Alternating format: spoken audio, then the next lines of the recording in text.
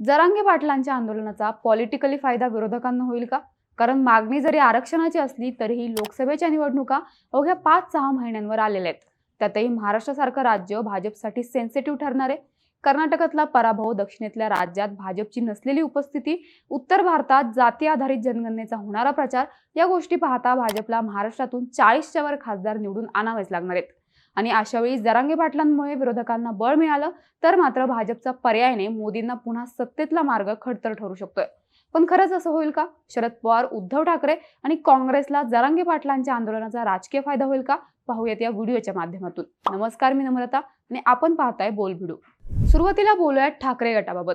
नुकत्याच झालेल्या दसरा मेळाव्यात ठाकरे गटाची जरांगे पाटलांच्या आंदोलनावर नेमकी काय भूमिका आहे याचं स्पष्टीकरण आपल्याला पाहायला मिळालं. शिवाजी पार्कवरून बोलताना उद्धव ठाकरे म्हणाले की मराठा समाजाला दिलासा देण्यासाठी केंद्र सरकारने संसदेत विधेयक आणून आरक्षण द्यावे. मराठा समाजाने प्रदीर्घ आंदोलन केलं असून आरक्षणावरून युवक आत्महत्या करतायत. आंतरवाली सराटी येथे शांततेच्या मार्गाने आंदोलन करणाऱ्यांवर लाठीमार करण्यात आला. हे सांगत असताना उद्धव ठाकरेंनी या घटनेची तुलना जालियनवाला बाग हत्याकांडासोबत केली. तसेच जालन्यातील जनरल डायर कोण असं म्हणत फडणवीसांना लक्ष देखील केलं. ठाकरेंची जरांगे पाटलांच्या आंदोलनावरची भूमिका पाहिलं तर उद्धव ठाकरे जरांगे पाटलांना थेट पाठिंबा देताना दिसत नाहीत. याचं कारण देखील ओबीसींची नाराजी ओढवून घ्यायची नाहीये. मात्र अशा वेळी भाजप हा मराठ्यांचा शत्रू आहे हे परसेप्शन ते बिल्ड करताना दिसत आहेत. आगामी लोकसभेत भाजप मोदींच्या नावावरच प्रचार करणार आहे. अशावेळी मराठा समाजासाठी आरक्षणाचा पहिला पर्याय म्हणजे एससीबीसीचा पर्याय योग्य असल्याचं ते अधोरेखित करतायत आणि त्यासाठी 102 घटना दुरुस्तीचा संदर्भ देत चेंडू केंद्राच्या कोर्टात टाकताना दिसत आहेत. अर्थात उद्धव ठाकरेंना आपलं म्हणणं मराठा आंदोलनकर्त्यांपर्यंत पोहोचवता आलं तर मराठा आरक्षणाचा विषय मोदींच्या हातचाच असल्याचं त्यांना रुजवता येऊ शकतं. याचा फायदा म्हणजे आरक्षणाचा विषय केंद्राचा असून मोदी त्यावर काहीच करत नाही हे परसेप्शन रूढ करत त्यांना मोदींच्या नावावर भाजपला मिळणाऱ्या मतांमध्ये फूट पाडता येऊ शकते. पण हे करताना उद्धव ठाकरे जरांगे पाटलांच्या मागे थेट पाठिंबा उभा करत नाहीयेत. असं केल्यास ठाकरे गट ओबीसी ट्रॅक्शनवर बॅकफूटवर फेकला जाऊ शकतो. सध्या तरी जरांगे पाटलांच्या मागणीमुळे आंदोलनाचा केंद्रबिंदू मराठवाडा राहिलाय. मराठवाडा हा शिवसेनेच्या उभारणीसाठी हक्काचा भाग राहिलाय. नामांतर चळवळीनंतर हिंदुत्वाच्या मुद्द्याखाली जोडला गेलेला मराठा ठाकरेंना पुन्हा आपल्याकडे खेचून घ्यायचा असल्यास जरांगे पाटलांचं आंदोलन त्यांच्यासाठी जमीन तयार करणारं ठरू शकते. अर्थात इथे एकनाथ शिंदे त्यांच्यासाठी अडचण ठरताना दिसू शकतात. एकतर एकनाथ शिंदे स्वतः जातीने मराठा आहेत. दुसरी गोष्ट म्हणजे आजही मराठा समाजाच्या रडारवर एकनाथ शिंदे आलेले नाहीयेत. या उलट स्वतः आंतरवली सराटीत गेल्याने शिंदेच्या मनात आहे पण इतर लोक त्यांना निर्णय घेऊन देत नाहीत असं मत तयार होताना दिसतंय. दुसरीकडे मराठा मोर्चाची मुका मोर्चा म्हणून केलेली संभावना, जेम्स लेनच्या पुस्तकांवेळी पुरंदरेंची घेतलेली बाजू अशा अनेक गोष्टी ठाकरे गटाच्या विरोधात जाणाऱ्या ठरतायत. थोडक्यात एक ओबीसी टिकून ठेवत इतिहास पुसून काढत शिंदेची मर्यादा सिद्ध करत जरांगे पाटलांच्या मागे उभा राहिलेला मराठा निवडणुकीच्या मैदानात सोबत जोडून घेण्याचं दिव्य ठाकरेंना सांभाळावं लागणार आहे. सध्या तरी मराठवाड्यात पहिल्यापासून असणारे शिवसेनेचं प्रेझेन्स हीच एकमेव गोष्ट कमी अधिक प्रमाणात ठाकरेंच्या पथ्यावर पडू शकते असं दिसतंय. ठाकरेंनंतर नंबर लागतो तो शरद पवारांचा. फुटीनंतर भुजबळ, मुंडे, मुश्रीफ अशा नेत्यांना बालेकिल्ल्यात जाऊन सभा घेतल्याने शरद पवार ओबीसी नेत्यांना टार्गेट करत असल्याची टीका झाली होती. दुसरीकडे मात्र महाराष्ट्राचं समाजकारण करणाऱ्या शरद पवारांनी हा जाणीवपूर्वक घेतलेला स्टँड असल्याचं बोललं गेलं. अजित पवारांच्या मागे पक्षासोबत असणारा मराठा मतदार जाऊ नये म्हणूनच शरद पवारांनी ओबीसी नेत्यांना टार्गेट करत मराठा नेत्यांची मोड बांधण्याची खेळी केल्याचं बोललं गेलं. आंदोलनात लाठीमार झाल्यानंतर शरद पवार जातीने आंतरवली सराटीत उपस्थित राहिले. त्यावेळी जमलेल्या आंदोलनकर्त्यांनी पवारांना लक्ष देखील केलं.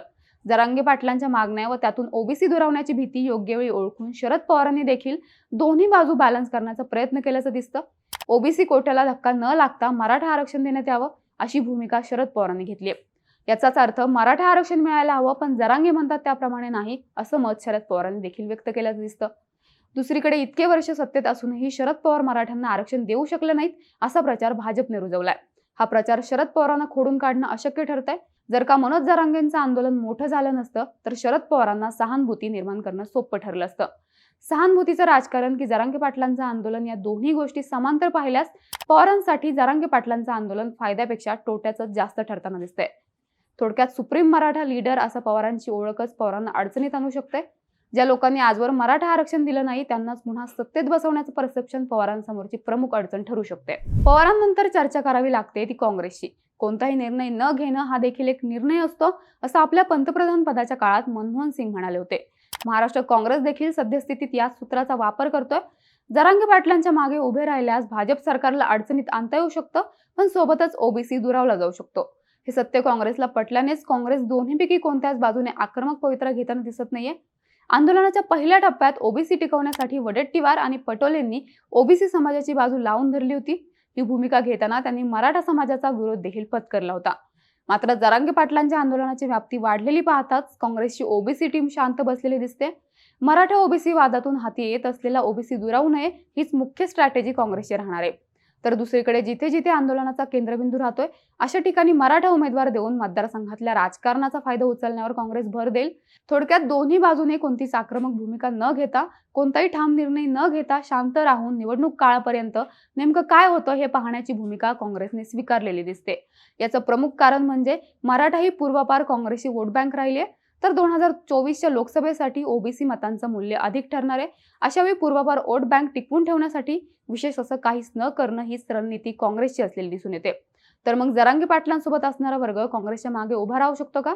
तर याचं उत्तर पक्ष पातळीवर न शोधता जिथल्या तिथल्या स्थानिक राजकारणात मिळू शकतं. उदाहरणार्थ अशोक चव्हाण विरोधात असूनही त्यांना मराठा आंदोलनकर्त्यांनी काळे झेंडे दाखवले होते. थोडक्यात या तिन्ही पक्षांना ओबीसी न दुरावता जरांगे पाटलांच्या मागे असणारा समाज निवडणुकीच्या वेळी आपल्या मागे जोडून घ्यायचा आहे.